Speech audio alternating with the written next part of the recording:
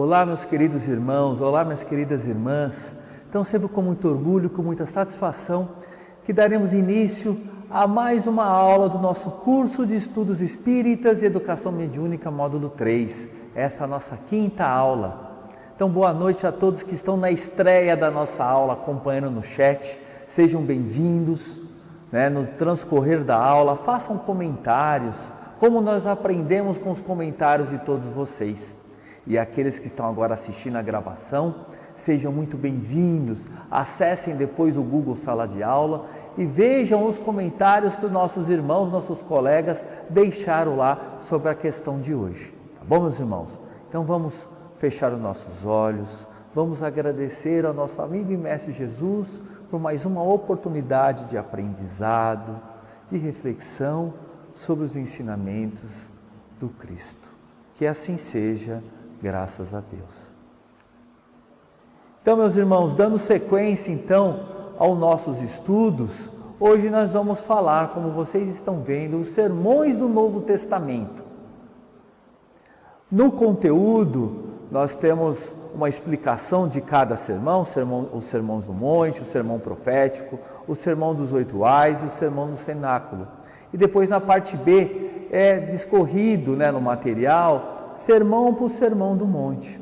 Nós aqui faremos diferente. Nós já vamos comentar sobre todos os sermões do monte e depois nós falaremos um pouquinho de cada sermão, um pouquinho sobre o sermão profético, um pouquinho sobre o sermão dos 8 ais e um pouquinho sobre o sermão do cenáculo. Por isso que a equipe de educação disponibilizou para nós, como vocês estão vendo aqui nesse conteúdo, olha que bacana, foi disponibilizado para nós no dia 26 de fevereiro, além do material todo da aula em PDF, material completo, disponibilizado, fornecido pela Federação Espírita. Também a equipe de educação disponibilizou vários vídeos, esses vídeos de palestrantes, de professores, sobre cada sermão. Assistem, meus irmãos, assistem porque cada um vai discorrer em detalhes. Como vocês estão vendo, cada vídeo tem uma duração de quase 1 hora. Então, não ficaria muito extenso para nós aqui entrarmos em todos os detalhes como esses irmãos aí entraram. Por isso que hoje nós vamos dar uma passada para um entendimento geral, de cada proposta do Cristo sobre os sermões, e depois vocês vão ter oportunidade de assistir esses materiais disponibilizados, mais os comentários, obviamente, que todos deixarão no Google Sala de Aula. Tá bom, meus irmãos? Não deixem, então, de assistir esse material disponibilizado para todos vocês. Então, já vamos iniciar a nossa aula falando um pouquinho sobre a definição da palavra sermão. Então, sermão significa o discurso religioso, doutrinário ou moral. Pode ser também no sentido de uma repreensão, uma admoestação ou uma crítica com a intenção de moralizar, corrigir um comportamento ou uma situação. Quantas vezes nós já ouvimos, o pai dando um sermão no filho, nessa questão de repreensão, mas também o sermão tem esse cunho doutrinário, moral, que Jesus utilizou muito bem. Então, essa ferramenta do sermão, dirigindo para todos, para todos ouvirem esses ensinamentos, esses ensinamentos maravilhosos que o nosso Mestre Jesus trouxe para nós. E eu trouxe aqui para vocês uma reflexão, porque esse curso do aprendiz do Evangelho, nós temos que ir sempre um pouquinho a mais, um pouquinho além de alguns temas que normalmente nós fazemos algumas exposições nas palestras. Então, o objetivo do curso é nós irmos um pouco mais além, mais a fundo de cada significado. O que é interessante, que como consta no primeiro capítulo do Evangelho segundo o Espiritismo, não vim destruir as leis, Jesus seguiu todas as tradições judaicas, onde o meio que ele estava vivendo. E o que é interessante, que nós vamos perceber desde o povo hebreu, lá no Antigo Testamento, né, e as passagens agora confrontando com as passagens do Novo Testamento, o significado de todos esses sermões e o significado de dizer sobre um monte. Os principais episódios narrados na nossa civilização, né, nós podemos verificar junto ao Velho Testamento, que todas as partes impactantes, significativas da história foram trazidas através de um monte. O Monte Sinai, por exemplo, né, onde Moisés recebeu os 10 testamentos. O Monte de Ararat, onde se posicionou a Arca de Noé após o dilúvio. Temos também o Monte Moriá, onde Abrão iria sacrificar o seu filho Isaque. O Monte Sião, que várias passagens do Velho Testamento, né, que pode ser designado como toda Jerusalém, que era o Monte Sião, o Monte das Oliveiras, o local aonde também teve o sermão profético, né? E o Monte das Bem-aventuranças, aonde Jesus ali proferiu o Sermão do Monte, e esse monte fica localizado entre a cidade de Tagba e Carfanaum. Então, olha que interessante, Jesus, como ele respeitou as regras judaicas, que vem desde lá dos hebreus antigos, então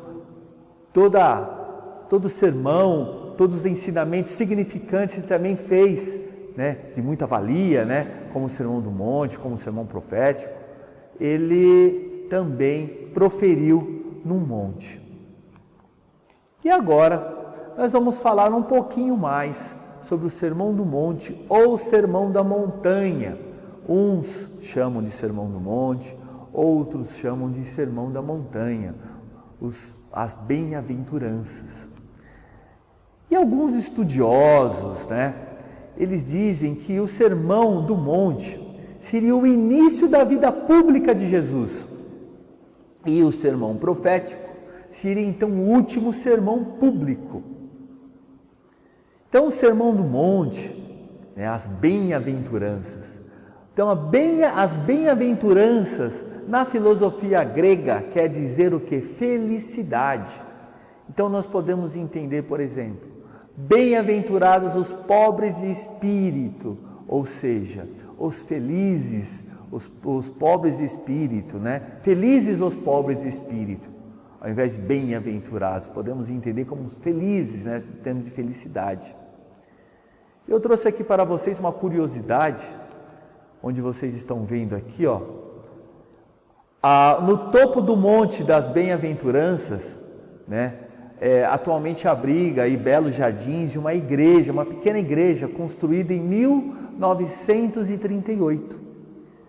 Então esse santuário fica numa posição mais elevada para possibilitar o que? Uma visão panorâmica do lago ali. E o formato dessa igreja, como vocês estão vendo, ela é muito especial, ela é octogonal, com uma cúpula escura, rodeada por um amplo pórtico. E o interior, como diz aí alguns relatos que eu estava olhando em algumas matérias, é bem simples, meus irmãos. E não podemos também deixar de mostrar o local, né, de imagens atuais, aonde foi proferido aí, como vocês estão vendo, o Sermão do Monte. Olha que paisagem bonita. Então, nesse sermão, as bem-aventuranças, né, que também no hebraico, né, quer dizer em marcha, avante, nós demos uma definição no grego, que poderíamos entender felicidade, e no hebraico, quer dizer em marcha, avante. Então, é engraçado, é que Jesus, em suas parábolas, em seus ensinamentos, sempre sinalizou que nós devemos seguir em frente, rumo ao progresso espiritual. Quantas vezes, meus irmãos, nós ouvimos nas passagens do Evangelho, Jesus dizer, levanta-te e ande. Quantas vezes? Então o Sermão do Monte, Jesus teria então declarado os princípios que iriam sustentar a sua ação de iluminação nas nossas consciências. Então, nesse sermão do monte, todas as bem-aventuranças estão condensadas às propostas de transformação e renovação de todo um planeta. E falamos aqui, é claro, nessa renovação de todo o planeta, falamos aqui numa perspectiva espiritual. E vários historiadores do cristianismo e do Novo Testamento, eles são unânimes em dizer que Jesus repetiu esse conteúdo do Sermão do Monte várias vezes. Aliás, eles chegam até a dizer que é uma compilação, uma coletânea feita pelo apóstolo Levi, também conhecido por Mateus. Então Mateus teria ao longo dos 3 anos em que ele acompanhou, Jesus, teria feito anotações das falas, dos ensinamentos, das ideias principais de Jesus. Mas é lógico que precisamos concordar que Jesus esteve sim naquele monte que nós mostramos. Naquele monte, repetindo, próximo à cidade de Cafarnaum, e conversou com seus seguidores, com seus discípulos, a respeito então dessas ideias principais do Evangelho. Então vamos agora ler em conjunto todas as bem-aventuranças. Eu vou sair agora, a minha imagem vai sair da tela e vamos focar apenas no texto. Vamos lá? Bem-aventurados os pobres de espírito, porque deles é o reino dos céus. Bem-aventurados os que choram, porque serão consolados. Bem-aventurados os mansos, porque herdarão a terra. Bem-aventurados os misericordiosos, porque encontrarão misericórdia. Bem-aventurados os puros de coração, porque verão a Deus. Bem-aventurados os pacificadores, porque serão chamados filhos de Deus. Bem-aventurados os que sofrem perseguição por causa da justiça, porque deles é o reino dos céus. Olha que maravilha, meus irmãos, essas bem-aventuranças. E nós vamos aí falar um pouquinho de cada um. E como vocês estão vendo, essas declarações, meus irmãos, elas são tão impactantes, elas nos remetem a uma realidade tão sublime que mesmo aqueles que não são cristãos reconhecem a espiritualidade dessas palavras do Cristo. Podemos citar como exemplo Gandhi. Gandhi, que não era cristão, chegou a dizer que se todos os livros da terra se perdessem e ficasse apenas o Sermão do Monte, essas sublimes declarações, nada teria se perdido. Então a grande questão, meus irmãos, do Sermão do Monte é que ele coloca um conjunto, Jesus coloca um conjunto de valores, de propósitos que estabelece a identidade dos seguidores do Cristo. Esse é um ponto importante, meus irmãos, porque Jesus poderia ter dito assim, olha só: bem-aventurados os que me seguem. Mas nós encontramos então essa bem-aventurança, bem-aventurados os que me seguem? Não há essa bem-aventurança. Porque Jesus, meus irmãos, Jesus foi, é e será o maior exemplo de humildade. Humildade, meus irmãos. E esse termo, infelizmente, há muita confusão nesse termo. Porque nós, infelizmente, todos nós, às vezes, costumamos definir humildade, essa virtude que é puramente espiritual, através de critérios materiais, a ponto de dizermos o seguinte: quando olhamos para uma pessoa que que não possui muitos bens materiais, dizemos: ah, essa pessoa é humilde.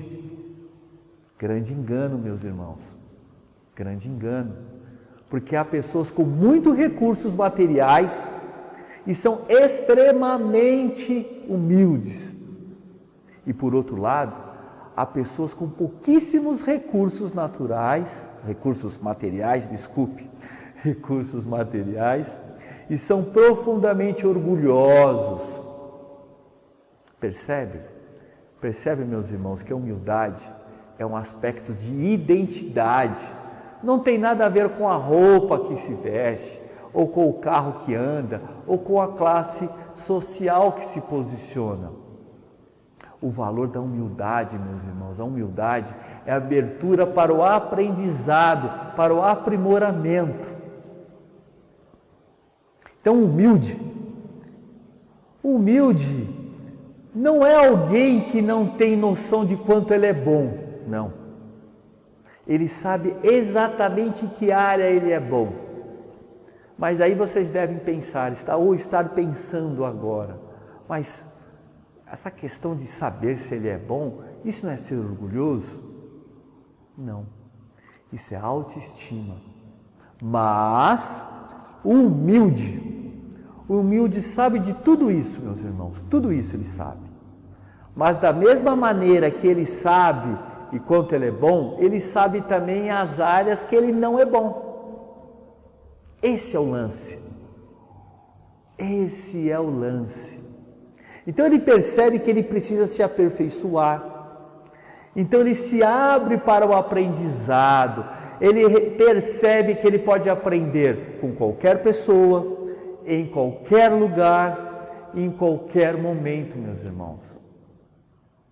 Isso então, essa questão é tão forte, essa questão da humildade é tão forte, que na época de Jesus, um doutor da lei chegou para Jesus e disse o seguinte: bom mestre. Aí Jesus interrompeu: bom? Você está me chamando de bom? Não, eu não sou bom, só há um bom, meu Pai que está nos céus. Percebe? Percebe, meus irmãos?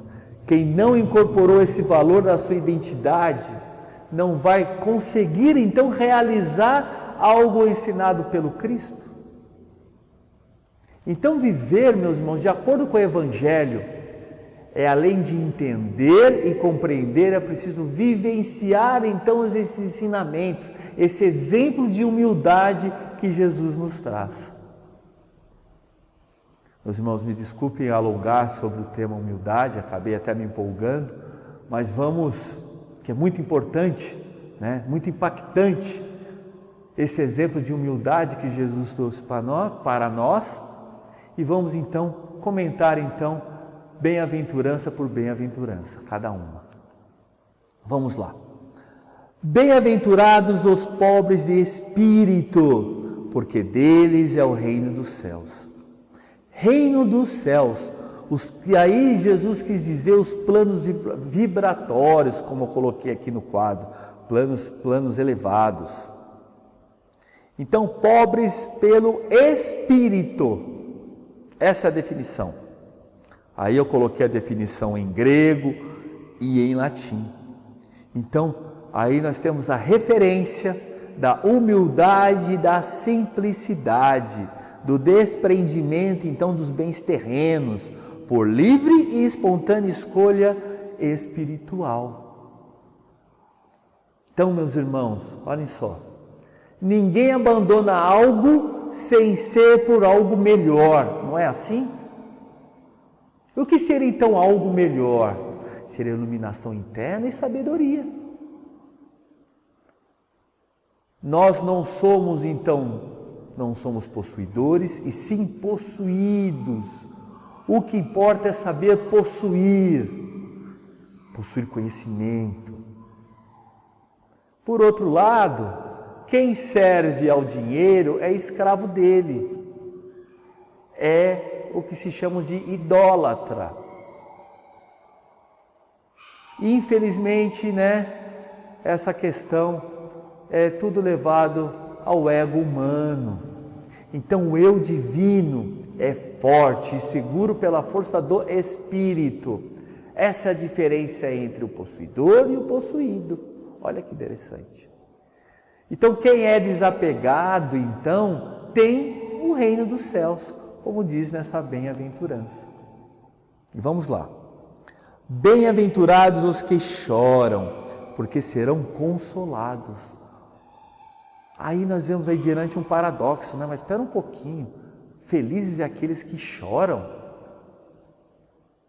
né? Quem são então os que choram? Olha que interessante.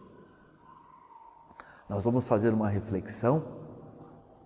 Todos nós que estamos passando por essa evolução espiritual, que estamos nesse planeta escola, estagiando, superando, encarnando e reencarnando, fazendo, realizando as nossas reparações.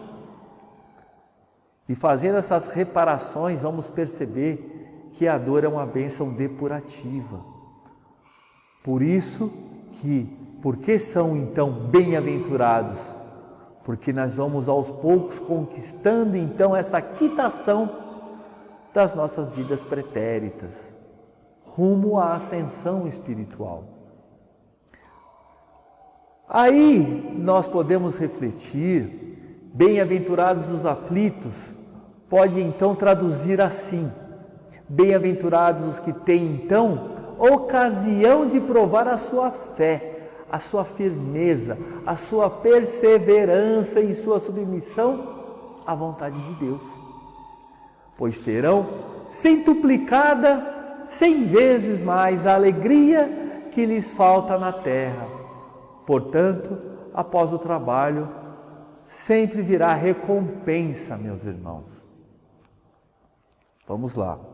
Bem-aventurados os mansos, porque herdarão a terra.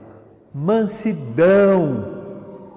E a mansidão, mansietude, não significa passividade ou apatia, ou é a desistência de qualquer violência.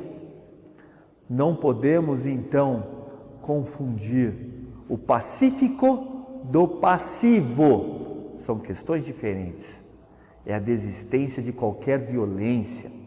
A violência é recurso dos fracos de espírito, os animais e o homem.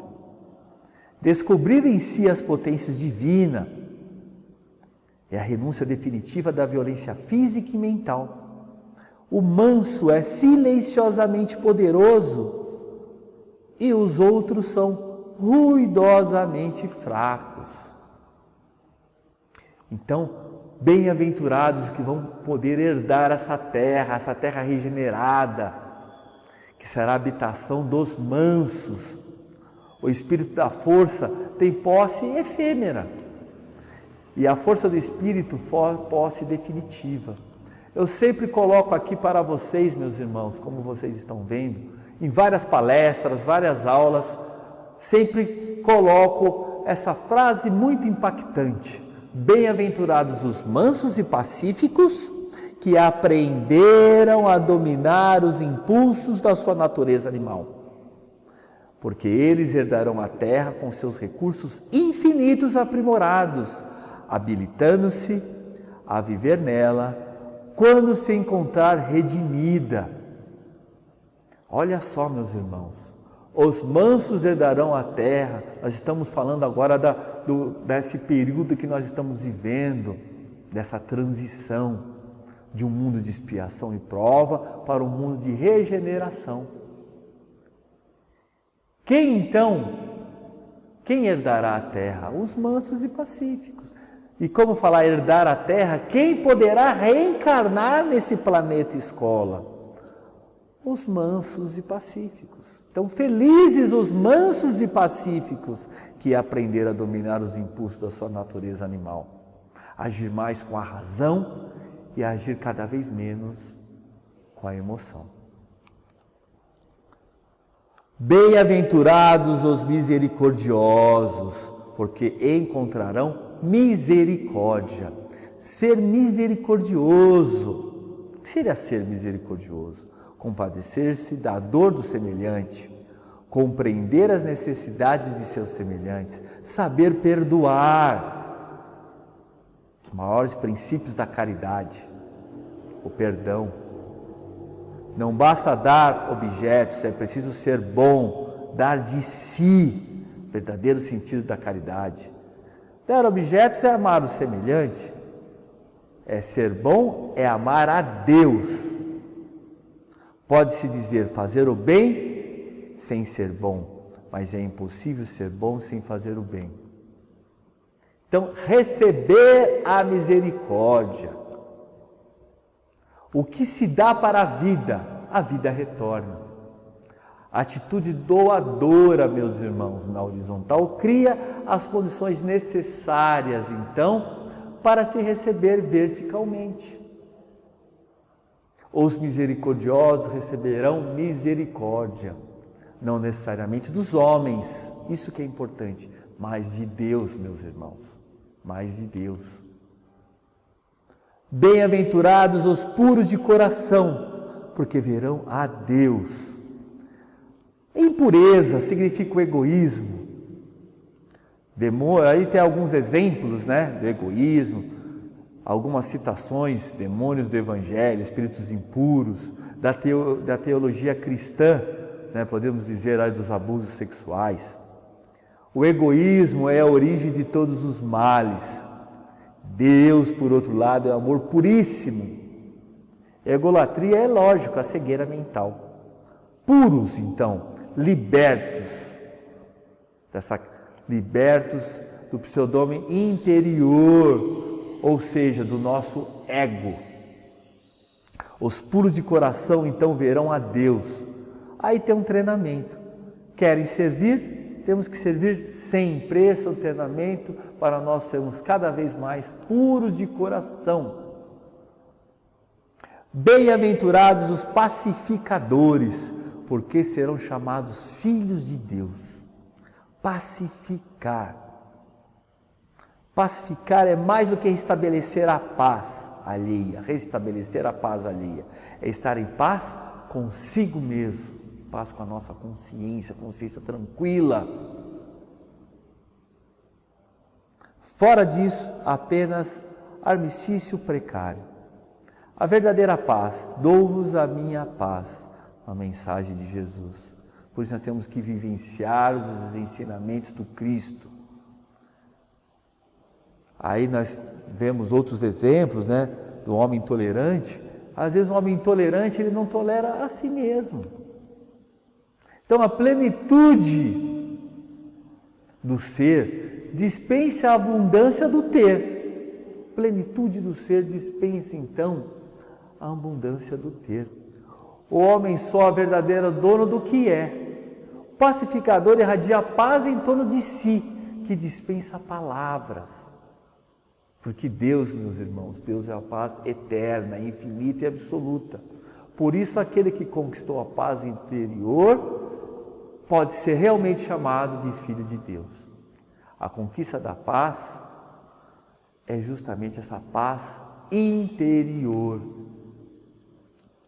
Bem-aventurados os que sofrem perseguição por causa da justiça, porque deles é o reino dos céus. O que é a justiça? Então podemos entender como uma atitude justa e reta do homem para com Deus. Porque o justo então sofre perseguição. A perseguição nem sempre decorre dos maus. Um exemplo, vós deveis ser como eu, mas não sois. Isto é vossa culpa. Olha só a mensagem de Jesus. Então, o homem pouco espiritualizado compara a sua espiritualidade com a dos outros. Aí temos o exemplo do pigmeu e o gigante, o impuro e o puro. Temos vários exemplos disso, da questão da perseguição, da pseudo-justiça, no livro Paulo e Estevão. Então, são bem-aventurados justamente por serem justos. É desses que o reino dos céus, esses reinarão os reinos dos céus, porque são puros, meus irmãos. Está aí, meus irmãos, um resuminho, de cada bem-aventurança. Por isso é importante nós relermos, nós assistimos o conteúdo passado pela educação no Google Sala de Aula, que vai implementar e complementar o que foi dito hoje na aula. Vamos falar agora um pouquinho sobre o sermão profético. O sermão profético, como foi dito anteriormente, seria o último discurso público de Jesus, né? Que foi proferido no Monte das Oliveiras. Podemos perceber ainda de uma forma velada, né? A amargura do Cristo com a incompreensão dos homens diante das mensagens, né, que Ele trouxe para nós, mensagem da vida que Ele veio trazer. Trouxe aqui um pequeno trecho e vamos ler juntos. Acautelai-vos, ninguém vos engane. Muitos virão em meu nome dizendo, sou eu, e muitos enganarão. Quando, porém, ouvirdes falar em guerra e rumores de guerra, não vos perturbeis. Forçoso é que assim aconteça, mas ainda não é o fim. Pois se levantará nação contra nação, reino contra reino, e haverá terremotos em diversos lugares, e haverá fomes. Isso será o princípio das dores. Nossa, né?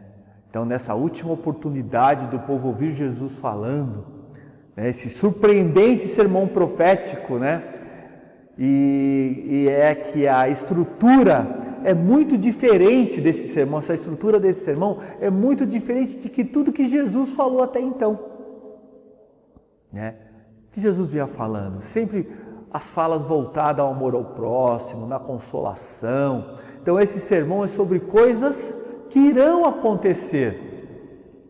Achei muito interessante no conteúdo, né, no Google Sala de Aula, uma palestra do senhor Jorge Canto, né, sobre as coisas que irão acontecer. Mas nessas traduções das escrituras antigas, há muita confusão na hora que se traduz. Perde-se muito o sentido das palavras, das frases, né, de que realmente Jesus queria dizer. E conforme a pesquisa desse palestrante, tem uma expressão lá dizendo o seguinte, Sintela e a Cosmo. E ela foi traduzida erradamente como fim dos tempos, ou final dos tempos, né? Só que, segundo ele, Sintela não é o final ou término. É o final como resultado. Então, Sintela é resultado, consequência, destinação. Então, Sintela e a Cosmo não tem nada a ver com o tempo, tem a ver com o mundo. Então, qual seria o significado principal desse sermão? Seria o resultado do mundo, o resultado das coisas do mundo. E um outro trecho, Maturidio della Montadio. Maturidio della Montadio significa maturação da idade do mundo. Então não tem nada a ver com o final dos tempos, meus irmãos. Está inclusive no Evangelho de Mateus, capítulo 24, versículo 3. E para reforçar tudo isso, nós vamos encontrar na Gênese, né, o texto que fala muito bem sobre isso, que vamos ler aqui. A humanidade se transforma como já se transformou em outras épocas, e cada transformação é marcada por uma crise, que é, para o gênero humano, o que são as crises do crescimento, de crescimento para os indivíduos. Crises muitas vezes penosas, dolorosas, que arrastam consigo as gerações e as instituições, mas sempre seguida do quê? Seguida de uma fase de progresso material e moral. Olha que interessante, meus irmãos. Então, nesse sermão profético, são descritas grandes dificuldades, mas é preciso enxergar através e além da dor a mensagem de esperança e de certeza num futuro muito melhor, construído então pela transformação moral dos seres humanos. Por isso nós aprendemos, já tivemos uma aula a respeito, e vamos repeti-la sempre, que é uma das leis naturais, uma das leis divinas, que é a lei de destruição. E basicamente o que diz a lei de destruição? Então, para construir, muitas vezes é necessário destruir. Olha que interessante, meus irmãos. Então aqui nós fizemos uma pequena passagem, uma reflexão sobre o sermão profético. Aconselho todos vocês a relerem o material e assistir esses vídeos disponibilizados para vocês no Google Sala de Aula. E vamos falar aqui um pouquinho desse sermão dos ais. Aí, lendo agora o trecho desse sermão, vocês vão entender por que sermão dos ais. Mas ai de vós, escribas e fariseus, hipócritas, porque fechais aos homens o reino dos céus, pois nem vós entrais, e nem os que entrariam permitis entrar. Ai de vós, escribas e fariseus, hipócritas, porque devorais as casas das viúvas, e sob o pretexto de fazeis longas orações, por isso recebereis maior condenação. Ai de vós, escribas e fariseus, hipócritas, porque percorreis o mar e a terra para fazer um prosélito, ter seguidores, e depois do que terdes feito, tomais 2 vezes mais o filho do inferno do que vós. Ai de vós, guias cegos, que dizeis: quem jurar pelo ouro do santuário, esse fica obrigado ao que jurou. Olha só que sermão duro também esse sermão do ais. Então Jesus, nesse sermão, adverte-os principalmente a respeito das falsas virtudes, meus irmãos. Das falsas virtudes com que se apresentavam publicamente, da corrupção, da desonestidade de seus propósitos perante os menos favorecidos intelectuais e socialmente, da injustiça que praticavam de todas as maneiras. Jesus chamava eles de serpente, raça de víboras, alertando-os sobre as consequências espirituais no futuro. Por isso, eles não hesitaram em suflumar, de manipular a multidão que dominavam com tanta facilidade para condenar Jesus à morte. Como Jesus incomodou, meus irmãos, todo esse sistema político da época. Um exemplo, vocês vão verificar no livro Paulo e Estevão, que lá no início da obra, eles descreveram ali uma reunião lá no Sinédrio, bem depois, um pouco depois, alguns anos depois da crucificação do Cristo, e o Cristo lá era chamado de Nazareno subversivo. É assim que os escribas e os fariseus se reportavam a Jesus, de um Nazareno subversivo. Por quê? Porque Jesus incomodou todo esse sistema, trazendo para nós a lei do amor. Vamos falar aqui um pouquinho também sobre o sermão do cenáculo, meus irmãos. E um trecho do sermão. E eu rogarei ao Pai, e Ele vos dará outro Consolador, para que fique convosco para sempre, a saber, o Espírito de verdade, o qual o mundo não pode receber, porque não o vê, nem o conhece, mas vós o conheceis, porque Ele habita convosco, estará em vós, e não vos deixarei órfãos, voltarei a vós. Então, meus irmãos, o Mestre anunciou a vinda do Paráclito, ou seja, o Consolador, o Espírito de verdade. Então, essa predição, que é uma das mais importantes do ponto de vista religioso, porque em suas palavras, se percebe claramente que Jesus não disse tudo o que tinha a dizer, mas caberia ao outro Consolador complementar e relembrar os seus ensinamentos. Então, quando se refere a outro Consolador, é óbvio que Jesus não se reporta a si mesmo. E quando diz que esse Consolador ficaria eternamente conosco, ele não poderia ser uma pessoa, mas poderia ser uma doutrina consoladora inspirada pelo Espírito de verdade. Então a doutrina espírita tem as condições para ser o Consolador prometido por Jesus, pois não é uma doutrina individual, nem de concepção humana, porque essa doutrina foi trazida por mais de 200 espíritos de alta hierarquia, meus irmãos. E trago para vocês agora, como nós estamos falando então desse sermão do cenáculo, da última ceia, da ceia com os apóstolos, vamos trazer uma curiosidade. Muitos de vocês já têm conhecimento do nome dos 12 apóstolos e o seu grau de parentesco entre eles, mas muitos também não sabem, Então vamos trazer, olha só que curioso. Então Simão Pedro também era conhecido, e temos alguns trechos como Cefas, André, João Evangelista, Tiago Maior, Tiago Menor, Judas Tadeu, Simão o Zelote, Judas Iscariote, Felipe de Betsaida, Mateus ou Levi, como era chamado, Bartolomeu ou Natanael e Tomé. Então Simão Pedro e André eram irmãos, João Evangelista e Tiago Maior eram irmãos, Tiago Menor, Judas Tadeu e Simão o Zelote também eram irmãos.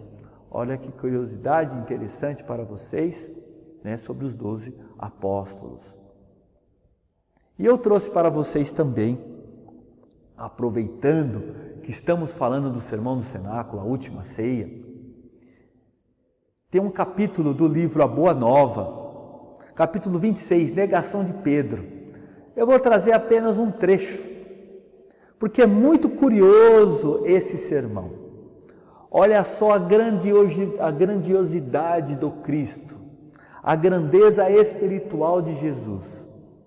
Jesus já sabia o que iria lhe acontecer. Jesus já sabia tudo o que ocorreria e mesmo assim se manteve calmo. Será que nós teríamos a mesma atitude de Jesus? Será que nós não seríamos ansiosos? Imagina só, sabendo tudo que ele teria que passar, e mesmo assim se manteve calmo e aproveitou essa última oportunidade para trazer várias lições, vários ensinamentos para os apóstolos.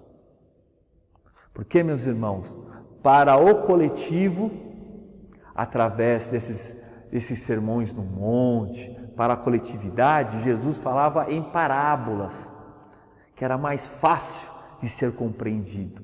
Mas para ali as pessoas do próximo convívio, como os discípulos, ele era direto. Falava também às vezes certa parábola assim, mas ele era mais direto. Então eu trouxe um trecho aqui para vocês e vamos ler em conjunto. Enquanto Jesus se entretinha com João, Tiago Menor, Tadeu e Zelote, conversavam sobre as possíveis realizações futuras, antecipando opiniões sobre qual dos companheiros poderia ser o maior de todos. Quando chegasse o reino, Felipe afirmava a Pedro que depois do triunfo, todos deveriam entrar em Nazaré para revelar aos doutores e aos ricos da cidade a sua superioridade espiritual. Levi dirigia-se a Tomé, que lhe dizia sentir que, verificada a vitória, que lhes constituía uma obrigação a marcha para o tempo ilustre e que se exigiriam seus poderes supremos. Tadeu esclarecia que o seu intento era dominar os mais fortes e impenitentes do mundo para que aceitassem de qualquer modo a lição de Jesus. Olhem só, meus irmãos, o mestre interrompera a sua palestra íntima com João e os observava. As discussões eram acirradas, as palavras maior de todos soavam insistentemente aos seus ouvidos, com exceção de Judas, que estava em silêncio. Aí, meus irmãos, nesse momento os discípulos lá, que ainda não tinham entendido o principal recado de Jesus sobre a humildade, né? Eles não tinham ainda compreendido tudo aquilo que Jesus trouxe para nós, os exemplos de ser humilde, e fazendo esses comentários. Aí olha só, Jesus dizendo: Simão, não queira ser o melhor que os teus irmãos de apostolado, em nenhuma circunstância da vida. Em verdade, assevero-te que, sem o meu auxílio, não participarás com o meu espírito das alegrias supremas da redenção. Isso porque Jesus, com um grau de extrema humildade, vai lavar o pé de Pedro. Olha só, nós vamos entender isso daí. Nunca me lavarei aos pés, mestre. Meus companheiros estão sendo ingratos e duros nesse instante, deixando-vos praticar esse gesto como se fosse um escravo vulgar. Porque olha só, todo esse gesto de Jesus, de lavar os pés de Pedro, era uma atitude de um servo, de um escravo. Então, Jesus querendo dar esse exemplo então de humildade, né? Então, em seguida, essas palavras lançou a assembleia em um olhar de reprovação e desprezo.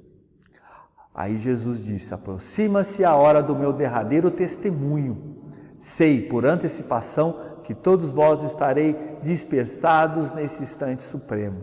É natural, porquanto ainda não estáis preparados senão para aprender. Antes, porém, que eu parta, quero deixar-vos um novo mandamento, o de amar-vos uns aos outros como eu vos tenho amado. Que sejais conhecidos como meus discípulos, não pela superioridade no mundo, pela demonstração de poderes espirituais ou pelas vestes que envergueis na vida, mas pela revelação do amor com que vos amo, pela humildade que deverá ornar as vossas almas, pela boa disposição no sacrifício próprio. Jesus ainda fala: ainda não te encontras preparado para seguir-me. O testemunho é de sacrifício e de extrema abnegação, e somente mais tarde entrarás na posse da fortaleza indispensável. Aí Pedro pergunta: afinal, Senhor, para onde ides? Pedro, a tua inquietação se faz credora de vossos ensinamentos. Simão, no entanto, desejando provar por palavras aos companheiros o valor de sua dedicação, acrescentou com certa ênfase ao propósito de se impor a confiança do Messias: não posso seguir-vos? Acaso, mestre, podereis duvidar da minha coragem? Então não sou um homem? Porque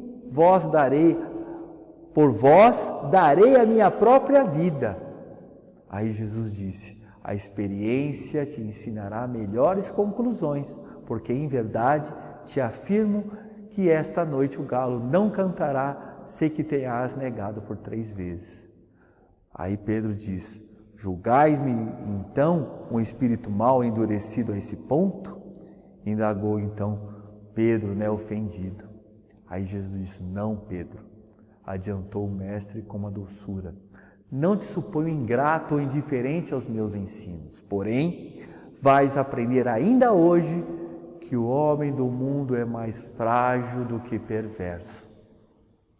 Olha só, meus irmãos, é com essa frase final de Jesus a Pedro que vamos encerrar essa reflexão.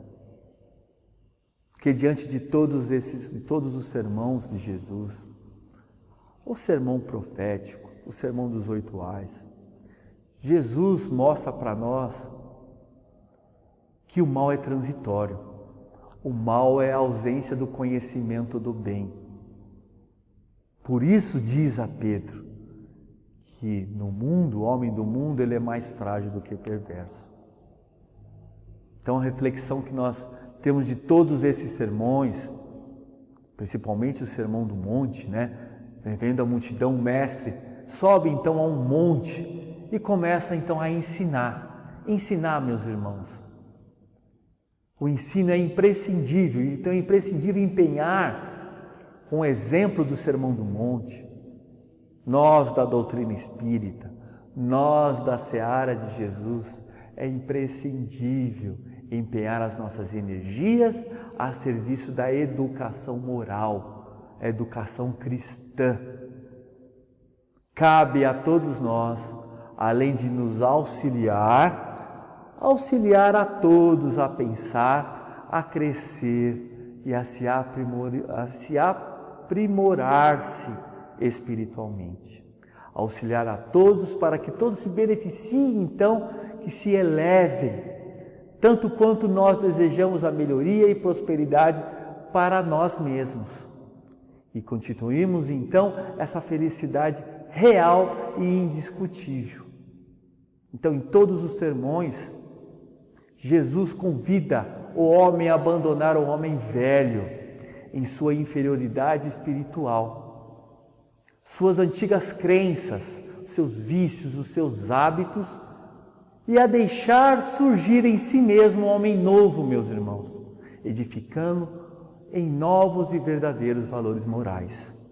Então, assim, meus irmãos, eu me despeço, espero que tenham refletido um pouco sobre todos os sermões aqui falados e que sempre possamos assimilar todos esses ensinamentos e colocarmos em prática em nosso dia a dia.